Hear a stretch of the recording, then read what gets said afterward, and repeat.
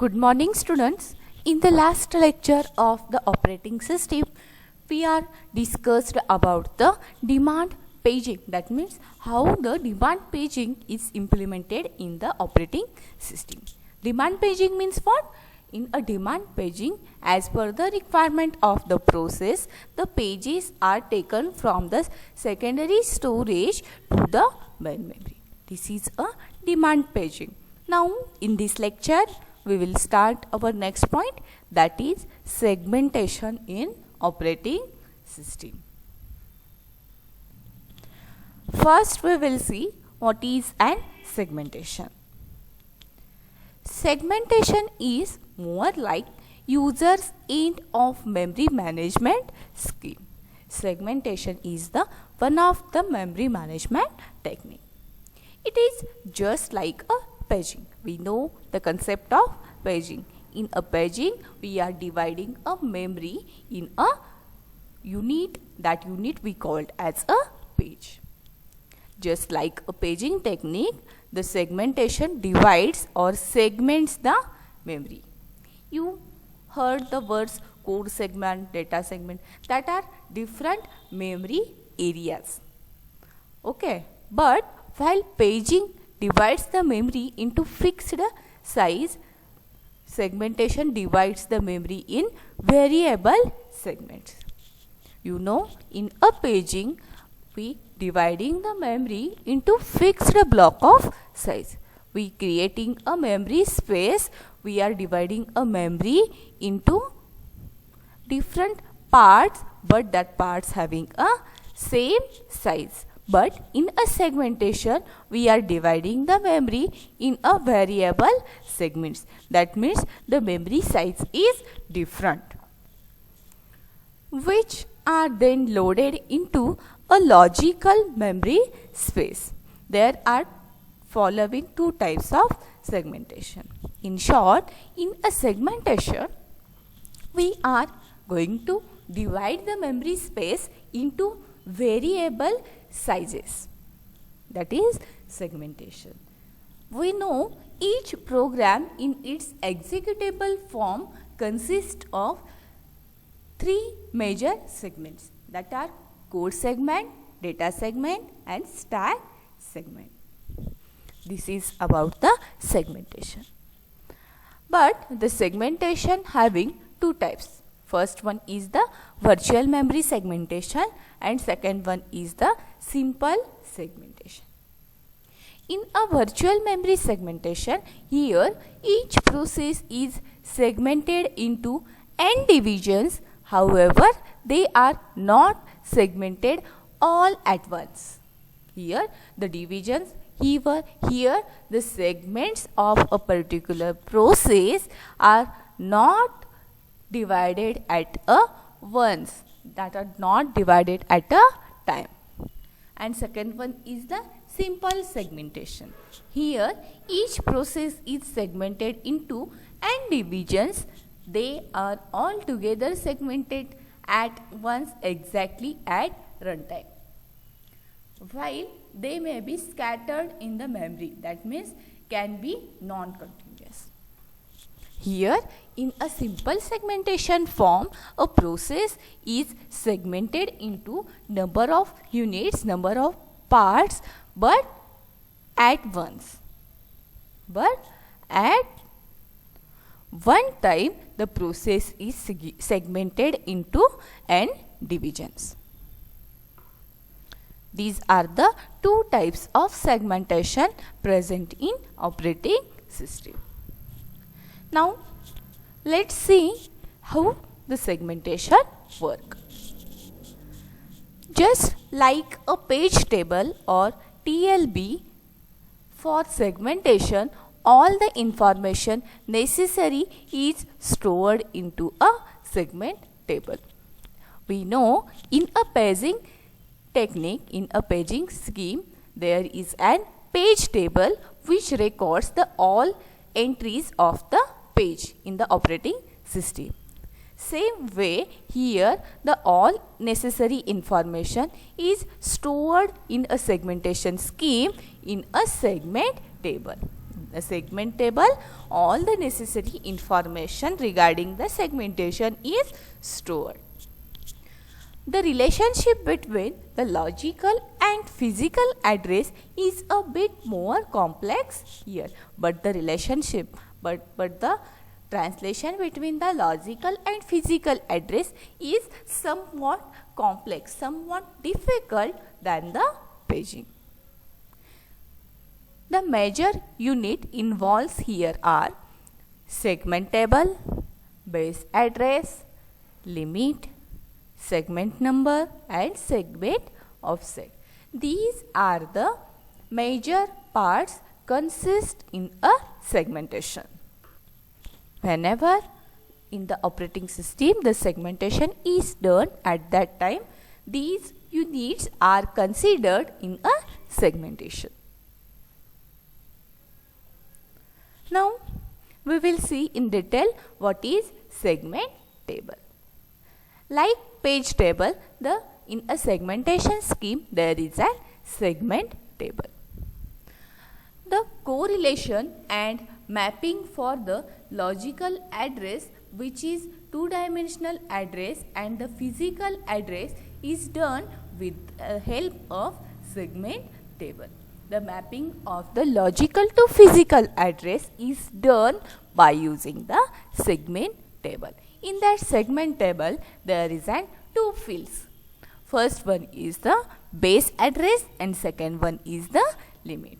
These are the two parts consist in the segment table. Then we will see what is an base address. The base address is the starting address of the memory where the data is stored in its logical format in the system. Base address means starting address of the memory. For example, particular XYZ data is stored at the location 2004 to 2008. In that case, the 2004 is the starting address, is the base address of that particular data. We say base address is 8000, then data will be available in the address from 8000 onwards. I already told that. Suppose the base address is 8000. So then the data will be available onwards the 8000 memory location. This is an base address. Then next part consists in the segment table is the limit. Then what is a limit? Since the size of each segment is different, thus each segment has its own limit defined and it tells the system about the size or the length of any particular segment. We know in the segmentation we are dividing the memory into different unit of variable sizes. That means each segment size is different. So here each segment has its own limit defined. That means each segment having its own size or the length that we called as a limit of that particular segment.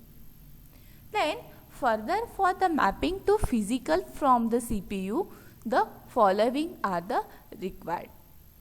There are two requirements. First one is the segment number and second one is the segment offset. Segment number is represented by S and segment offset is represented by D. Same in the case of paging, there is an page number and page offset. Page number is represented as their case as P, letter P, and the offset is represented by D. In the same way, the segment number is represented by S and segment offset is represented by symbol D.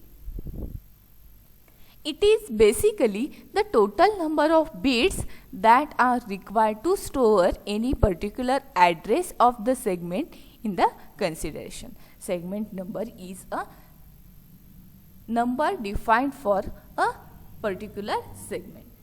It is basically total number of bits that are required to store any particular address of that particular segment. And next one is the segment offset. Segment offset is nothing but the number of bits required for the size of the segment.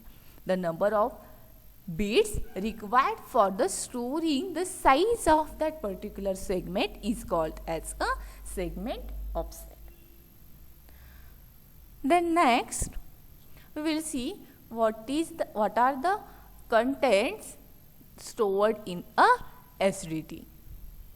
SDT stands for segment description table.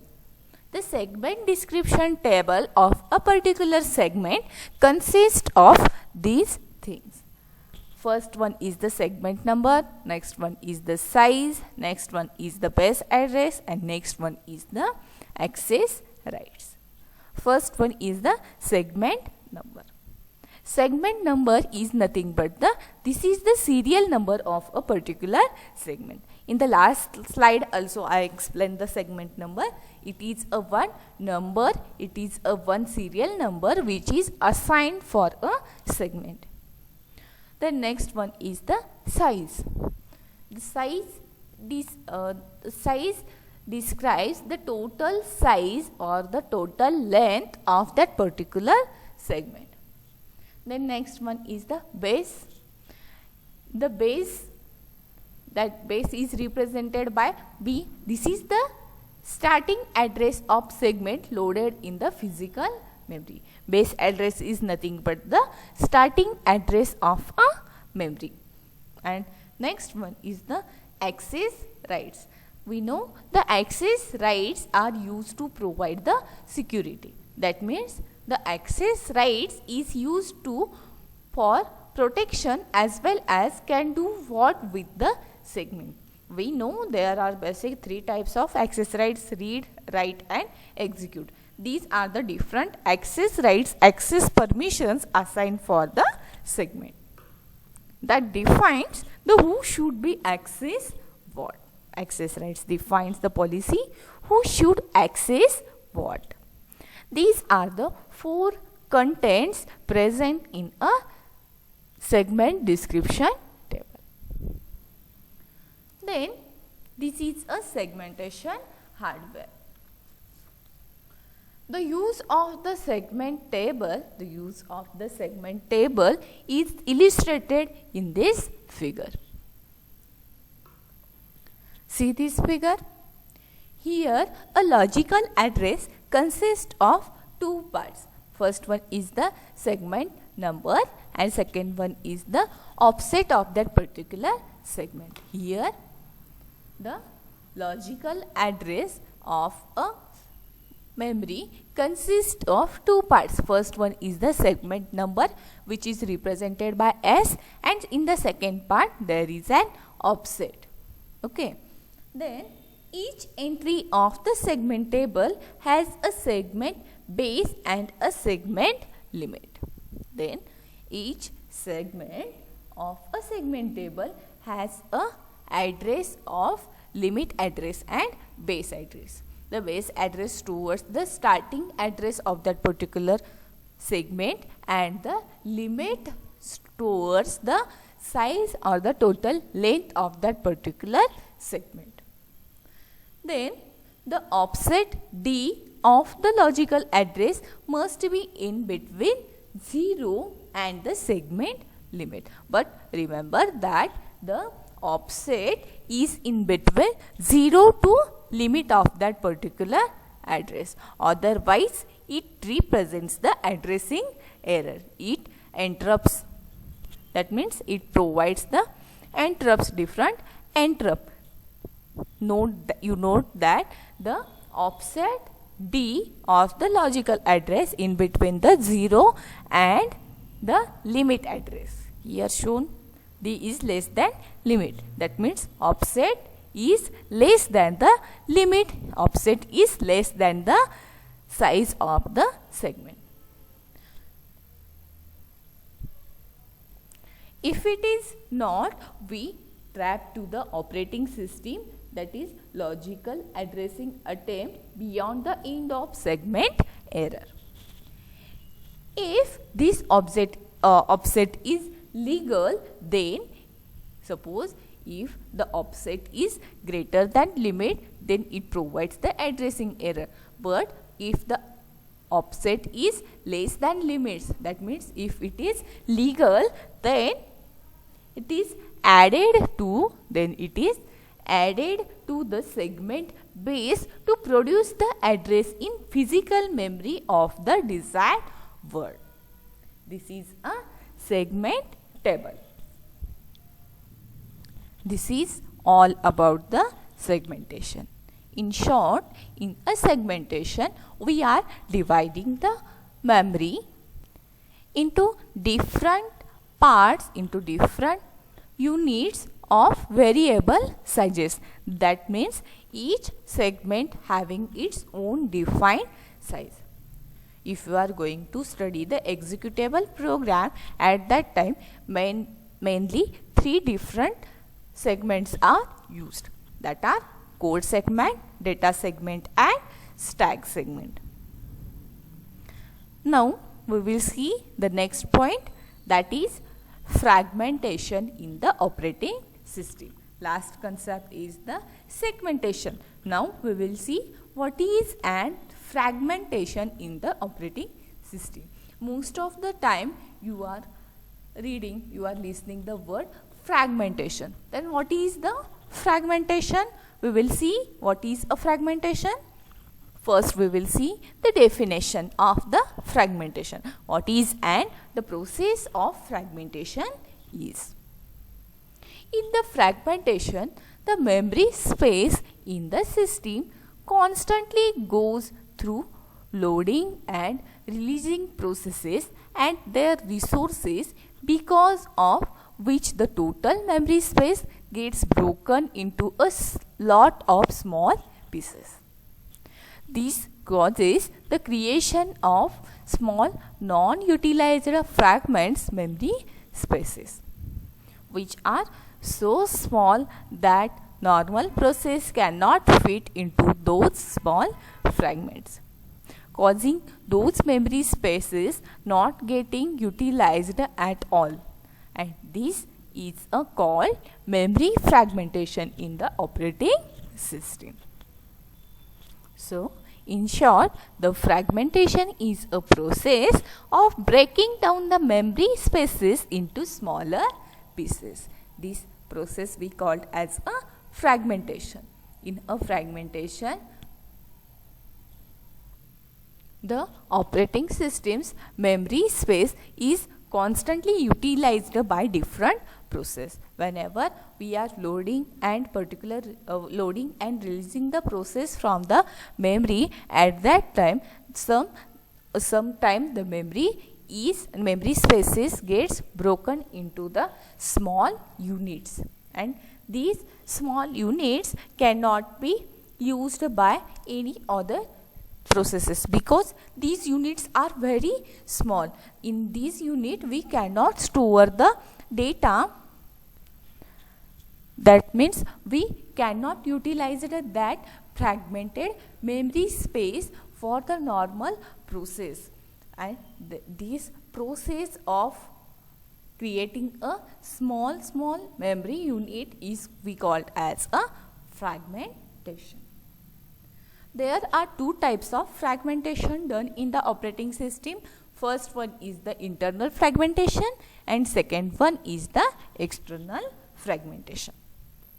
Now we will see these 2 types of fragmentation in detail. First we will see what is an internal fragmentation. When a process is assigned to a memory block and if that process is smaller than the memory requested, then it creates a free space in the assigned memory block.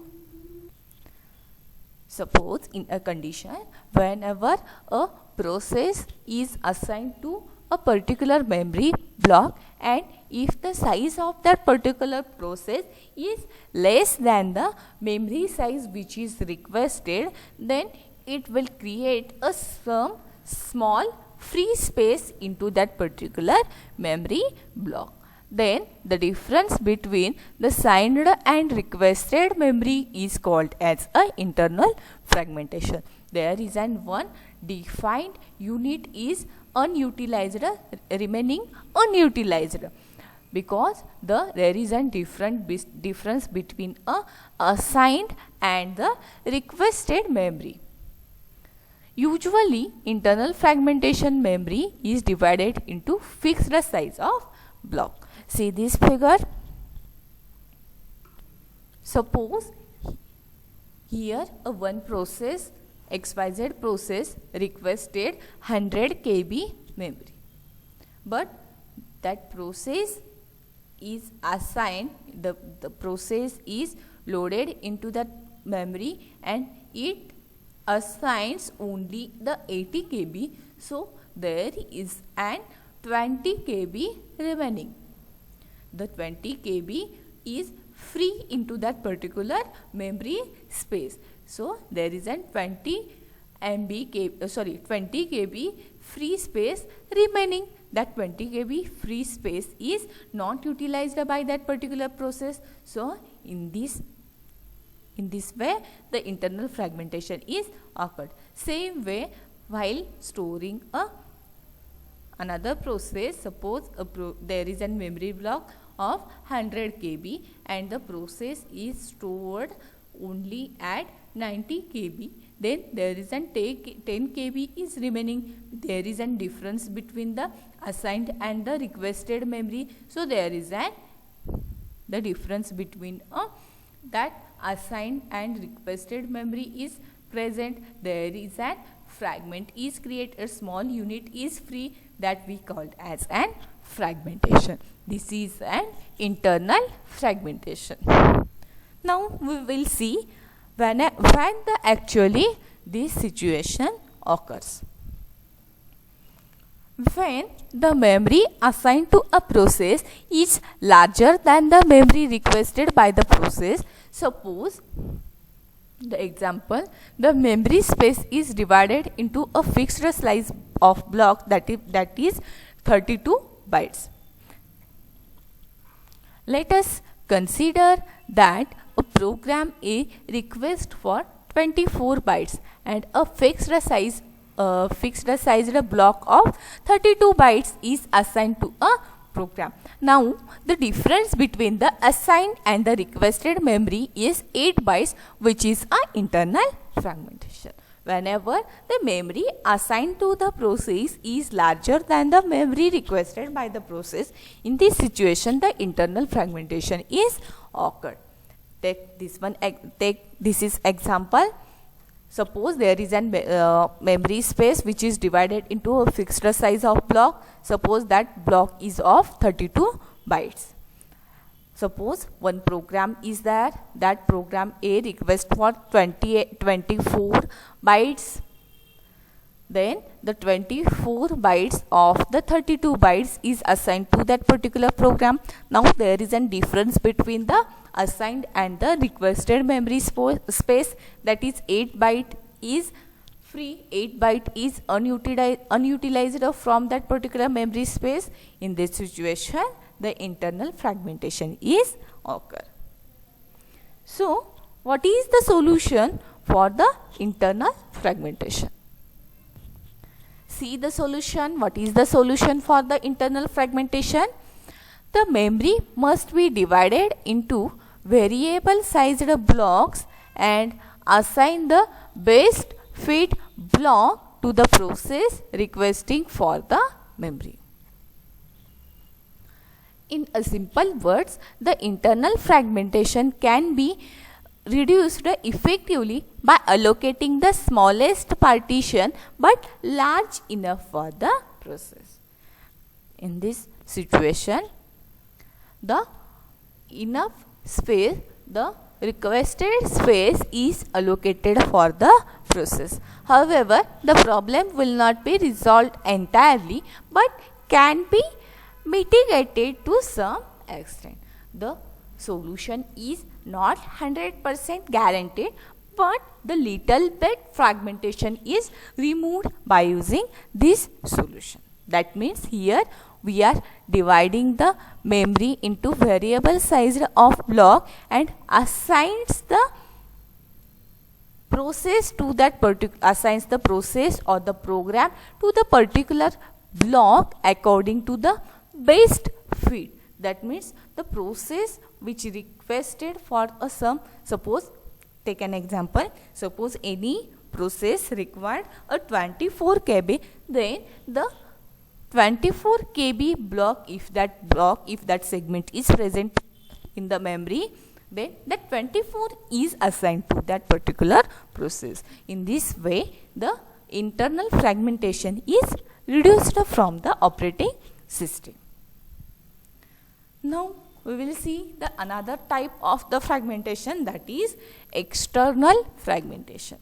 In the last few slides we were seeing the internal fragmentation. Now we will see the external fragmentation.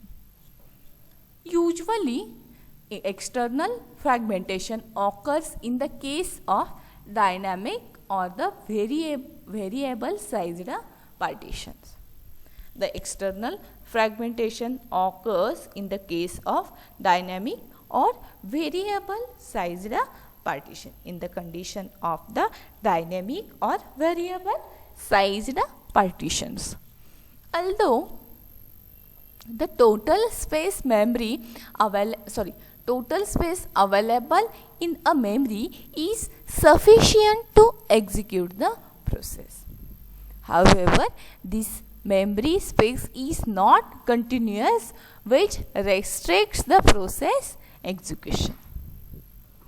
That means, in short, in external fragmentation is the process which happens when there is an enough total memory space available to satisfy a request, but the available space is not in a continuous order. Take an example. Here is an process 7. Process 7 is an one process. There is enough memory space to run a process 7, but the memory is not in a continuous manner. Here, we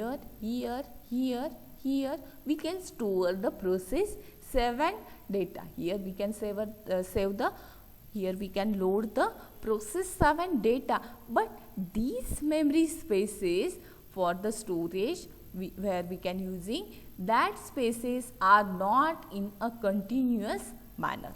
So this is called as external fragmentation. In short, in a external fragmentation, here the memory space is available for storing the process data, but that memory space is not in a continuous manner.